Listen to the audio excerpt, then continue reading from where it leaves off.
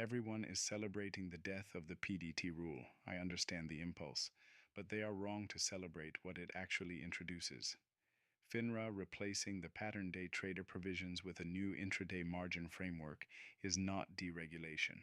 It is re-regulation, structured differently, with tighter real-time constraints that most retail participants have not yet internalized. The old PDT rule was blunt, a $25,000 threshold and a label, easy to understand, easy to route around.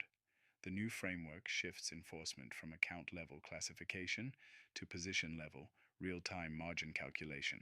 Let me be clear. That is not freedom. That is a more granular leash. For quant desks and systematic traders, this matters structurally. Strategies that previously operated cleanly above the PDT threshold now face dynamic margin calls calibrated to intraday volatility and concentration. Your backtest assumed a static margin environment. The regime just changed underneath it.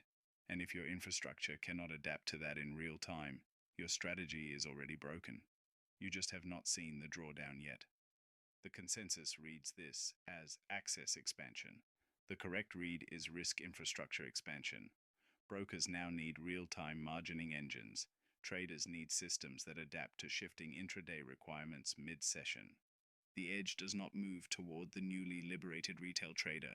It moves further toward those with governance-first infrastructure, real-time risk controls, and the engineering depth to respond before a margin call arrives. Friction did not disappear. It moved, and it moved toward those least prepared to handle it. The question is whether your infrastructure was built for this. Find out more at visionarybeacons.com.